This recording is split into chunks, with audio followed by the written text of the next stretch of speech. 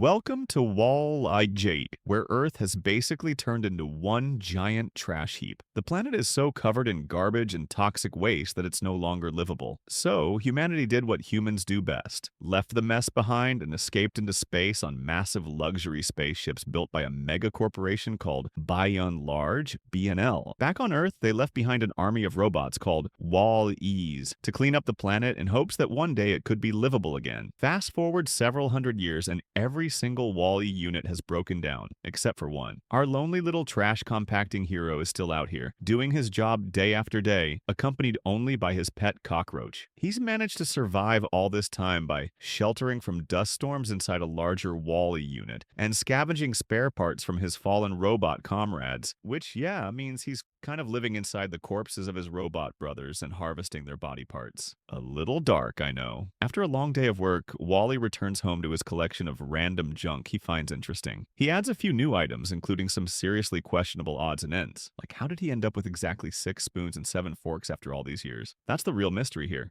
Anyway, he watches an old movie and we learn that our boy Wall-E is actually longing for love. That's right. He's not just a trash compactor, he's a hopeless romantic. But just as he's settling in, a dust storm rolls through, so he shuts himself inside and goes to sleep. The next morning, he wakes up with a low battery, charges himself with solar power, and heads off to work, nearly running over his one and only friend in the process. Back on the job, he's compacting trash and collecting more knickknacks when he discovers something truly special: a living plant. He gently digs it out and places it in an old shoe like it's second nature. How does he even know what a plant is or that it should go in a shoe? No idea. Also, how did that plant even grow inside a fridge? Who knows, like movie magic, I guess. Later, Wall-E sees a red laser dot and starts chasing it like a cat on Red Bull. Turns out it's from a spaceship landing, basically one of Elon Musk's rockets on autopilot. As the rocket lands, Wall-E digs a hole and hides to avoid being scorched to death. The ship drops off what looks like a giant egg, and then blasts off again, nearly frying him for the second time. Honestly, there's no way Wall-E should have survived that landing or takeoff. There's just no way that little hole he dug could protect him from that kind of heat. And as much as I love this movie, let's be real, Wall-E should have died like 10 times already. So, to get that out the way, I'm gonna show them all here right now.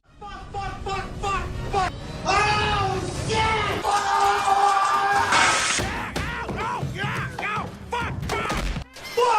No. No!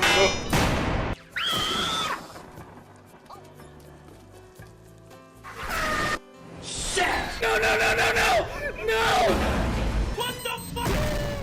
Now, back to the egg. So, the egg robot shows up scanning everything in sight, clearly searching for something, and it's programmed to obliterate anything that moves. Yeah, I get it. They're playing off that old joke that cockroaches can survive a nuclear bomb. But let's be honest, that's because of the radiation, not the actual explosion. Wall-E's cockroach buddy should have been ashes by now, but okay, suspension of disbelief, I guess. Anyway, the egg suddenly sets up this instant death perimeter and nearly kills Wall-E a bunch of times before deciding he's harmless. And what does Wall-E do in response? He just stares at her like he's ready to propose. Dude falls hard, instantly. Meanwhile, the egg continues her mission, scanning everything and completely ignoring the lovesick robot tailing her like a metallic puppy. She starts to lose patience when she can't find what she's looking for, gets herself stuck to a magnet, has a full-on meltdown, and explodes 5 oil tankers. Totally normal behavior. And what does Wall-E think? This is my moment. Of course, he manages to learn her name, EVE, and decides she's the one. Then a dust storm rolls in, and Wall-E carries her unconscious body back to his place, which is basically a stylish garbage bunker. Honestly, things are going weirdly well for our lonely little robot. At his place, he shows her his collection of junk, tries to teach her to dance using scenes from that old movie he loves, and she nearly destroys everything, including him. Again, I mean, my dude,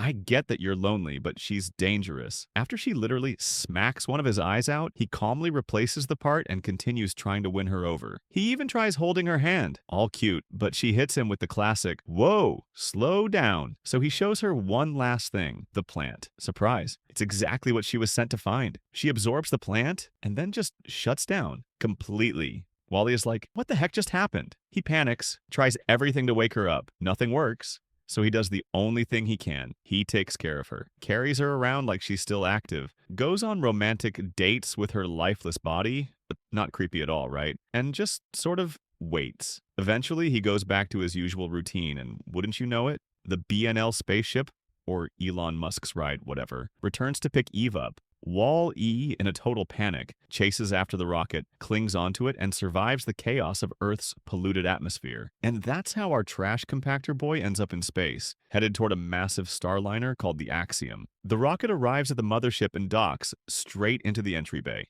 Inside, a bunch of service robots are already waiting to give the incoming Eves their usual checkup and maintenance. Meanwhile, Wall-E's just barging in, completely messing up the process and annoying everyone. Then the space security bots notice Eve is carrying a plant.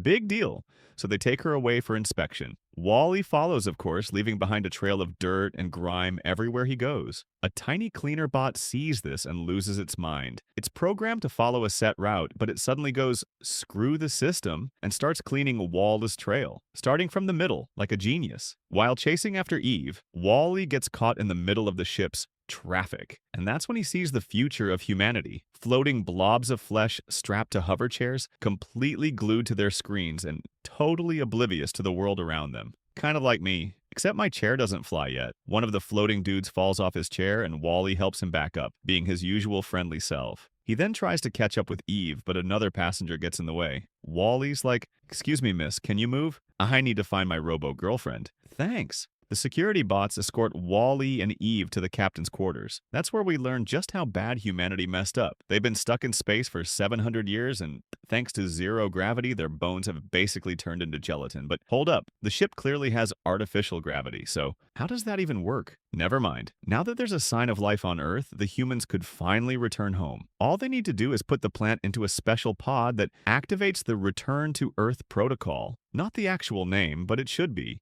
They open up Eve to get the plant, and it's gone. Just poof. The captain assumes Eve is defective and sends her off for repairs. Meanwhile, Wall-E, ever the polite little guy, tries to introduce himself like, "Hi, I'm Wall-E, nice to meet you." But no one cares. He's sent to the repair bay too. Inside, technicians run diagnostics on Eve, but to Wall-E, it looks like they're torturing her. He freaks out, breaks free, and charges in to save her, accidentally releasing an entire squad of malfunctioning robots in the process. They look at him like he's their chosen one, the junkyard messiah, and follow him out. Suddenly, security catches up and labels both Wall-E and Eve as fugitives. Things escalate fast. Eve, trying to protect him, attempts to load Wall-E into an escape pod to send him safely back to Earth. But just then, the robot butler shows up with the missing plant. Turns out the plan is to jettison the plant into space and detonate the escape pod using its self-destruct feature. Wall-E, not catching on at all, proudly shows Eve the plant like, "Look what I found," and then ends up trapped inside the pod with it.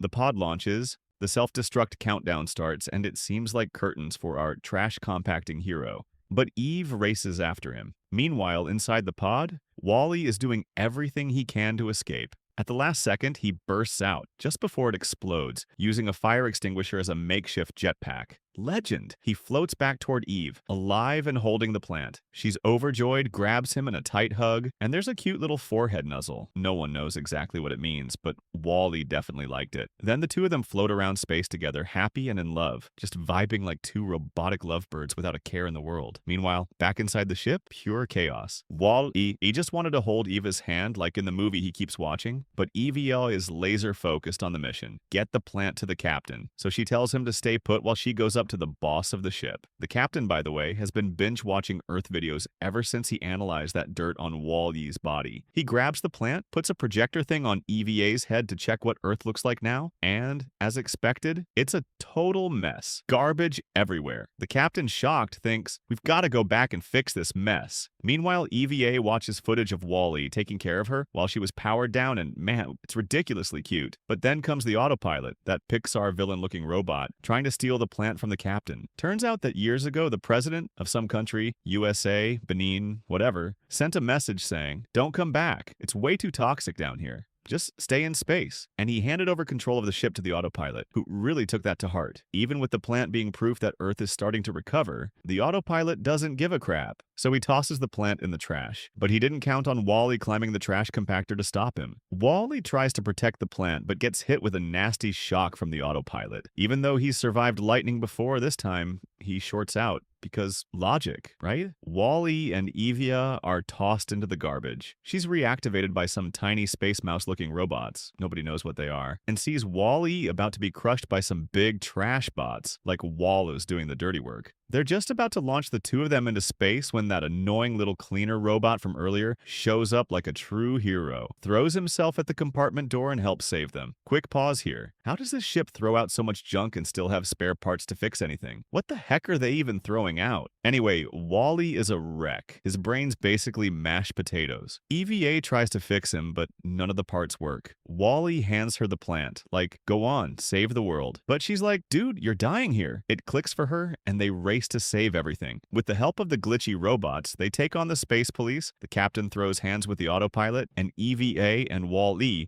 try to place the plant in the core to activate the return to Earth protocol. But then, the autopilot tilts the whole ship, because apparently that's a thing it can do. Why though? And the plant goes flying. EVA tries to catch it but gets distracted, saving a bunch of overweight humans from a runaway train. Meanwhile, the autopilot presses the button to close the plant chamber and Wall-E tries to hold the door open. But the button gets pressed harder because that obviously makes a difference, and the door slams shut, crushing Wall-E in our hearts along with him. But then the captain stands up. Yes, he stands. A miracle of intergalactic physical therapy. He shuts off the autopilot, EVA places the plant in the core, and boom, we're going back to Earth. Once there, EVO runs with Wall-E in her arms and starts an emergency surgery-level repair job. She jams in parts, welds stuff, pulls wires, even blows up his house's roof so he can recharge in the sun. Seriously, couldn't she just open the window? He recharges, powers on, and nothing. He doesn't recognize EVA. The sweet Wall-E we knew is gone. Now he's just another generic robot.